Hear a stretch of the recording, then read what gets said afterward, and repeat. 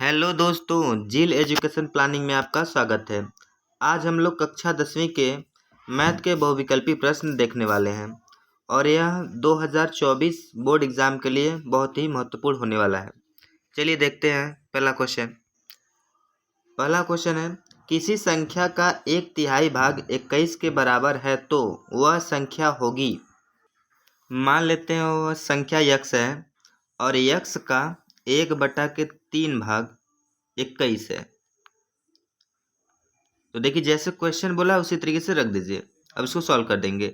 ये जो बटा में इधर है उसको उधर भेज देंगे तो अब गुणा में हो जाएगा, यानी 21 गुणे 3 और 21 का गुणा हम लोग करा देंगे 3 से, तो 3 एकम 3, 3 दूना के 6, यानी यक्स की वैल्यू आ जाएगा 63।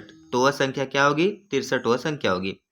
दूसरा क्वेश्चन देखते हैं, यदि द्विघात समीकरण x² - 2x - p बराबर 0 का एक मूल्य -2 हो तो p का मान ज्ञात कीजिए। देखिए x² - 2x - p बराबर 0 का एक मूल जो है -2 है, यानी यह जो होता है यक्स की वैल्यू है और यक्स का मान जो है इसमें रखेंगे तो पूरी तरीके से इसको संतुष्ट करेगा। तो इसमें रख देते हैं x बराबर -2। तो यहाँ पर लिखेंगे -2 का स्क्वायर, क्योंकि स्क्वायर है, फिर -2 और x की वैल्यू रखेंगे तो -2 और -p बराबर 0। -2 का स्क्वायर करेंगे तो +4 हो जाएगा और इस माइनस के इस वाले माइनस से गुणा होगा तो यहाँ पर प्लस हो जाएगा और 2 का 2 में कराएंगे तो 4, -p बराबर में 0। तो ये 4 4 हो जाएगा 8 और इस p को उधर भेज देंगे तो प्लस में हो जाएगा। तो p की वैल्यू आ गई 8। तो इसका करेक्ट ऑप्शन होगा डी। यक्स अक्ष पर स्थित एवं बिंदु ए जो है 2, -5 तथा बिंदु बी -2, 9 से समदूरस्थ बिंदु के निर्देशांक ज्ञात करना है। तो देखिए मान लेते हैं यक्स अक्ष पे जो होता है बिंदु वह यक्स कामा 0 होगा। क्यों? क्योंकि हम लोग को वाई एक्स अक्ष पे वाई का मान 0 होता है। ठीक है, तो इससे जो होगा बिंदु ए जितनी दूरी पर है उतनी ही दूरी पर बी है, क्योंकि ये दोनों समदूरस्थ का मतलब यही होता है कि समान दूरी पर है। ठीक है, तो इन दोनों के बीच की दूरी हम लोग निकालेंगे और इस बीच की दूरी और दोनों को बराबर लिखेंगे। तो देखिए इस बिंदु को लिख लेते हैं, तो 2, -5 और यह जो है -2, 9 है। तो दो बिंदुओं के बीच की दूरी निकाल दे रहे हैं इन दोनों का, तो इसको लिखेंगे रूट में x1 - x2 का whole square plus y1 - y2 का होल स्क्वायर बराबर, और इधर का रूट में लिखेंगे क्योंकि ये दोनों भी बीच की दूरी निकालनी है, तो इसको भी लिखेंगे x1 - x2 का whole square plus y1 - y2 का होल स्क्वायर। अब दोनों बिंदुओं में देखिए दोनों समीकरण बराबर ही है, तो यह रूट से रूट कैंसिल आउट करा देंगे। इसको x1 मानते हैं, इसको y1 और यहाँ पर रख देते हैं, तो यहाँ पर 2 लिखेंगे और x2 यह हो जाएगा x, तो हम लोग यहाँ x लिख देंगे और इसका होल स्क्वायर प्लस y1 की जगह -5 है और y2 की जगह 0 है, तो 0 का होल स्क्वायर बराबर, और यहाँ पर x1 की बात करते हैं, इसको x1 मान लेते हैं और इसको y1 और इसको x2 इसको y2। तो यहाँ पर लिखेंगे हम लोग x माइनस और x2 की जगह -2 है, तो यह माइनस और ये वाला माइनस मिलके हो जाएगा +2। तो इसका स्क्वायर कर देंगे, फिर प्लस y1 0 है, 0 में से 9 का घटा करके स्क्वायर कर देंगे। देखिए इसको a - b को होल स्क्वायर पे तोड़ेंगे तो a स्क्वायर यानी 2 का स्क्वायर करेंगे तो 4 हो जाएगा और यहाँ पर x स्क्वायर हो जाएगा, फिर माइनस में हो जाएगा 4x, फिर यहाँ पर -5 का स्क्वायर करेंगे तो 25 हो जाएगा, तो यहाँ पर प्लस रहेगा, सॉरी इसको भी a + b के होल स्क्वायर पे तोड़ेंगे तो x स्क्वायर प्लस 4, फिर प्लस में हो जाएगा 4x और -9 का स्क्वायर करेंगे तो 81 हो जाएगा। और देखिए एक्स स्क्वायर इधर भी है और इधर भी कैंसिल आउट हो जाएगा, 4 इधर से कैंसिल हो जाएगा। इस 4 को इधर भेज देंगे तो 4x इधर था माइनस में और इधर वाला भी आकर माइनस में हो जाएगा, तो -8x हो जाएगा। और यह जो 81 है इधर ला देंगे 25 को भी, तो -25 हो जाएगा। और घटा देते हैं तो देखिए -8x बराबर होगा 11 में से 5 जाएगा तो बचेगा 6 और 7 में से 2 जाएगा तो बचेगा 5 और कटा देंगे तो 7 8 56, यानी x की वैल्यू आ जाएगी -7, यानी वह बिंदु होगा -7, 0, जो कि करेक्ट है ऑप्शन नंबर ए। किसी घटना के घटने की प्रायिकता 0.6 है तो इस घटना के न घटने की प्रायिकता क्या होगी? तो देखिए प्रायिकता जो होती है वह 1 से बड़ी नहीं होती है। घटना के घटने की प्रायिकता जो होती है और घटना के न घटने की प्रायिकता जो होती है, दोनों को मिला करके 1 होगा। तो देखिए यहाँ पर घटना के घटित होने की प्रायिकता 0.6 दिया है, तो इसमें से घटा देंगे तो यह हो जाएगा, हम लोग का घटा देंगे तो आ जाएगा 0.4। तो इसका जो होता है घटना के न घटने की प्रायिकता जो होगी वह 0.4 होगा।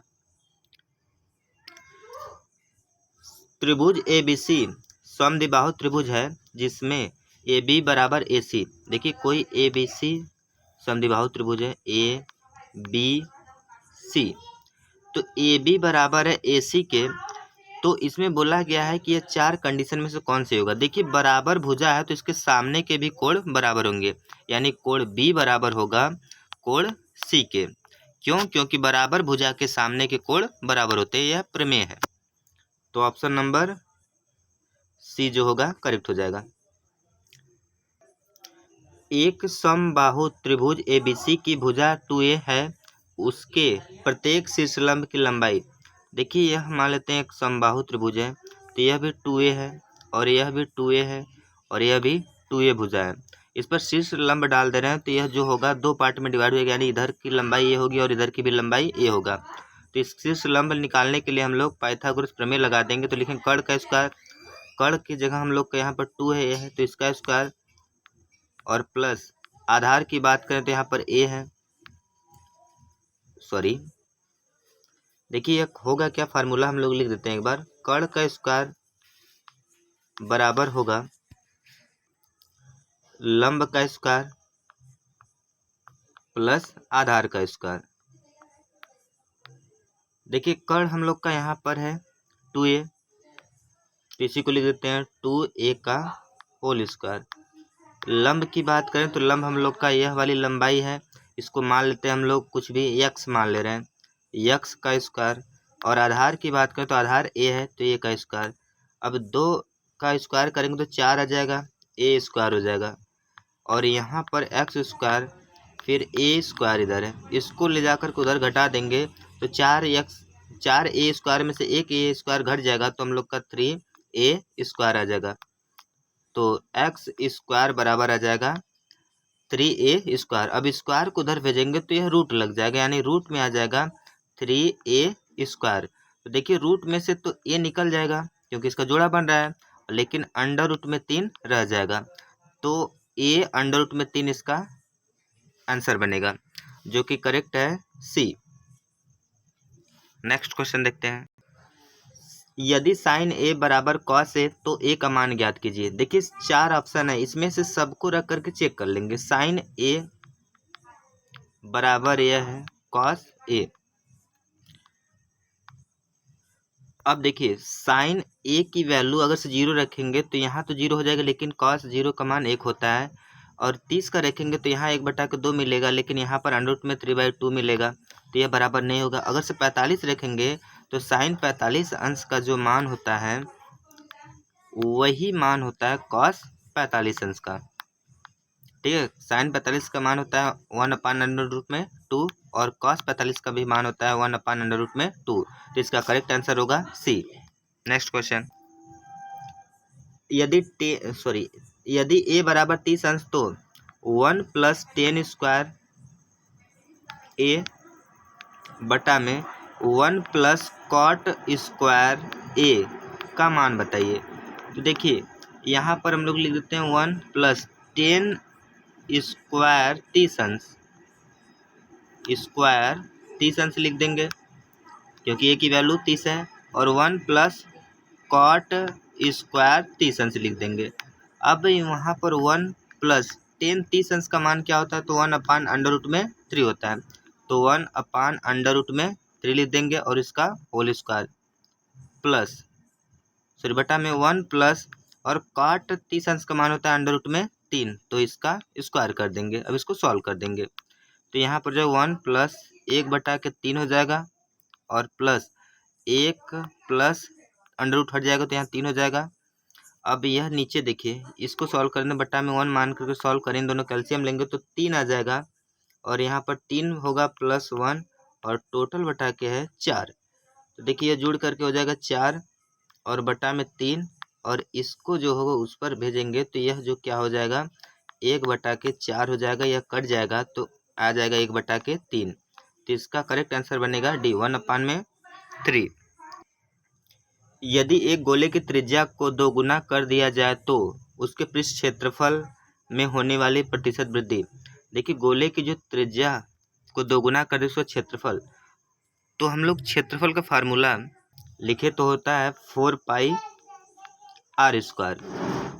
अब इसमें क्या कर रहे हैं कि यह मान लीजिए पहले जो था r त्रिज्या, लेकिन जब इसकी त्रिज्या को परिवर्तन कर रहे हैं तो 4π इसको 2 गुना कर देंगे 2 और r का स्क्वायर करेंगे तो ये हो जाएगा 4π और 2 का स्क्वायर करेंगे 4 हो जाएगा r², यानी 4 × 4πr² हो जाएगा। तो पहले से क्या हो जाएगा 4 गुना हो जाएगा, और 4 गुना होने का मतलब अगर से परसेंटेज में पहले 100% था तो उसका 4 गुना क्या हो जाएगा 400%। तो करेक्ट आंसर हो जाएगा डी।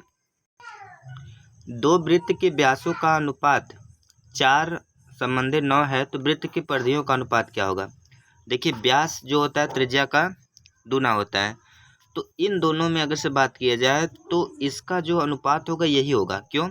क्योंकि व्यास जो होता है 2r होता है और यह जो होगा वह संबंध में है वह 2r2 के, और वृत्त की जो परिधि होती है वह 2πr होता है r1 और 2πr2 इसको कर ले रहे हैं। क्यों? क्योंकि दोनों साइड में हम पाई से गुणा करा दे रहे हैं, तो इसकी जो परिवर्तन था 4 संबंधी 9 का वही यहाँ पर भी रहेगा 4 और 9 का ही। तो इसका करेक्ट आंसर होगा बी। नेक्स्ट क्वेश्चन, निम्नलिखित सारणी का माध्य होगा। तो माध्य देखिए वर्ग लिखेंगे पहले, वर्ग के बाद बारंबारता, उससे पहले यक्स की वैल्यू निकाले। यक्स कैसे निकाला जाता है, और फ्रिक्वेंसी तो हम लोग का दिया ही रहता है यफ। तो इसको निकालने का तरीका होता है इन दोनों को लोअर लिमिट और अपर लिमिट को जोड़ करके 2 से भाग, यानी 0 और 2 को जोड़ेंगे और उसमें क्या करेंगे 2 से भाग लाएंगे तो 1 आएगा। यह बीच की बिंदु होते हैं माध्यिका, और 2 और 4 के बीच में आएगा 3, और 4 और 5 6 के बीच में आ जाएगा 5, और 6 और 8 के बीच में 7, और 8 और 10 के बीच में 9, और इनकी जो बारंबारता है 3 है, 1 है, 5 है, 4 है और 7 है। तो गुणा करा लेते हैं यक्स और यफ का, तो 3 एक कम 3 हो जाएगा, 3 एक कम 3 हो जाएगा, और यह क्या है 5 पचे 25 हो जाएगा, और प्लस यह जो है 7 है, 7 4 7 चौक 28 हो जाएगा, और यहाँ पर 9 7 63। अब सबको जोड़ लिया जाए। देखिए 3 3 6 और 6 7 हो जाएगा, हम 5 हो जाएगा, 11 11 में 8 जोड़ेंगे तो हो जाएगा हम लोग का 19 19 और 2 हो जाएगा 22 22 के 2 हासिल लगा 2 2 2 4 और 6 10 हो जाएगा 2 12, ये हो गया। अब इसमें भाग लाएंगे बारंबारता तो हम लोग का 3 और 1 4 हो जाएगा, 4 5 9 और 9 4 13 और यह हो जाएगा 20। तो 20 से भाग लगा देंगे तो क्या हो जाएगा, इसको कटा लें तो 6 1 यानी 6.1 आएगा। तो इसका करेक्ट आंसर होगा डी।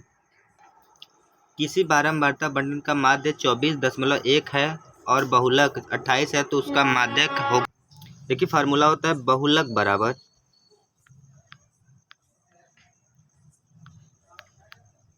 3 माध्यिका या माध्यक, फिर -2 माध्य, और इसी वाले सवाल सूत्र पे रख देंगे। तो बहुलक हम लोग का कितना दिया है, 28 है, 28 रख लेते हैं बराबर यहाँ पर 3 इंटू माध्यिका हम लोग को निकालना है तो x मान ले रहे हैं, और माध्य दे दिया है 24.1, गुणा करा लें।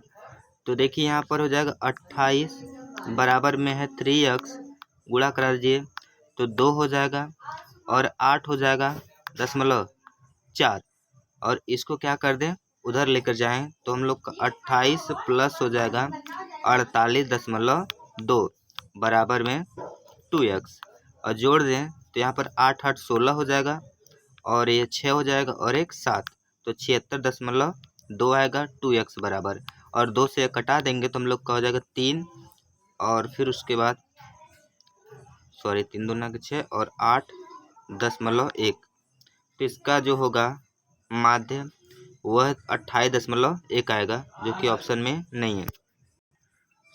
गलती क्या यहाँ पर हो गया, देखिए यहाँ पर यह 2 लिख दें, यहाँ पर 3 है, थोड़ा सा गलती हो गया, तो यह जो है हम लोग का जो आया है जोड़ने पर क्या 76.2, उसमें भाग लगाना है 3 से।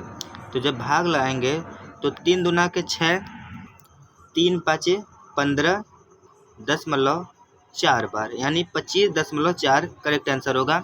थोड़ा से निम्नलिखित बारंबारता बंटन में बहुलक वर्ग ज्ञात करिए। बहुलक वर्ग का मतलब होता है जिसकी बारंबारता सबसे अधिक हो, कोई बहुलक वर्ग होगा। तो देखिए 23 बारंबारता सबसे अधिक है, जो कि वर्ग है 20 और 30 का, तो इसका करेक्ट आंसर होगा बी। माध्य माध्यक एवं बहुलक के बीच संबंध है। तो माध्य माध्यक बहुलक के बीच जो संबंध है, बहुलक बराबर 3 माध्यक और -2 माध्य। समांतर श्रेणी 1 3 5 और इसी तरीके से डैश डैश जा रहे, तो 5वां नंबर पे कौन सा होगा। तो देखिए दोनों के बीच में अंतर 2 का हो रहा है, यानी दूसरा पद 3 है तो तीसरा पद जो हो गया 5 है, 5 में 2 जोड़ेंगे तो 7 हो जाएगा, 7 में 2 जोड़ेंगे तो 9 हो जाएगा, और यह हम लोग का 5वां पद 9 होगा। करेक्ट आंसर यह है। फार्मूला से लगाते तो यह हम लोग फार्मूला होता है Tn बराबर a plus n-1 into D. तो जिसमें यह डी की बात करें तो ये 3 में से 2 घटाएंगे तो ये सर्वांतर आता 2 आता, और इस फार्मूले से भी वही आंसर आएगा। नेक्स्ट क्वेश्चन, एक शून्योत्तर संख्या और एक अपरिमेय संख्या का भागफल होगा। देखिए शून्योत्तर संख्या और अपरिमेय संख्या का भागफल की बात करें तो हमेशा एक अपरिमेय संख्या ही आएगा। नेक्स्ट क्वेश्चन, यम बराबर 5 है और n बराबर है यम प्लस 7, तो हम लोग को अंडर रूट में m² और n² प्लस दोनों को निकालना है। देखिए n की वैल्यू पहले निकालें तो n बराबर होगा 5 + 7, यानी हो जाएगा 12। तो हम लोग m की बात करें तो यहाँ पर 5 है तो 5 का स्क्वायर और प्लस n जो है 12 है उसका स्क्वायर करेंगे तो 5 का स्क्वायर हो जाएगा 25, और 12 का स्क्वायर जो होगा 144, और दोनों को जोड़ देंगे तो हो जाएगा 169, और रूट से बाहर निकालेंगे तो 13 हो जाएगा, जो कि करेक्ट आंसर है सी। देखिए सीरीज जो है 1 5 9 13 इस तरीके से सीरीज है, समांतर श्रेणी है, तो इसका पदांतर यानी सर्वांतर निकालना है। तो इसमें से क्या करेंगे, दूसरे में से पहले पद को घटा देंगे तो 4 में से 1 घटा देंगे तो 5 में से 1 घटाएंगे तो 4 आ जाएगा, इसका सर्वांतर। तो इसका करेक्ट आंसर होगा डी। 2 अभाज्य संख्याओं का HCF कितना होगा। अभाज्य संख्या यानी जो होता है जो खुद से कटे और 1 से कटे, तो वह 2 होता है, 3 होता है और 5 होता है, और इसका जो HCF होता है वह सिर्फ 1 होता है, तो इसका करेक्ट आंसर हो जाएगा ए। देखिए बोला है लास्ट क्वेश्चन आज का, यदि 2 समरूप त्रिभुज का क्षेत्रफल 25 और 64 है तो अनुपात जो है 64 है, तो संगत भुजाओं का अनुपात ज्ञात कीजिए। देखिए 2 त्रिभुज में जो है अगर से उनके क्षेत्रफल का अनुपात है तो भुजाओं का अनुपात निकालने के लिए हम लोग को जो क्षेत्रफल है उसे रूट ले लेंगे, तो 25/64 रूट से बाहर निकालेंगे तो 5/8 हो जाएगा, और इसी को 5/8 लिख देंगे, तो जो कि करेक्ट आंसर हो जाएगा सी। वीडियो अच्छा लगा तो प्लीज़ लाइक करें, चैनल को सब्सक्राइब करें। मिलते हैं अगले वीडियो में, तब तक के लिए नमस्कार।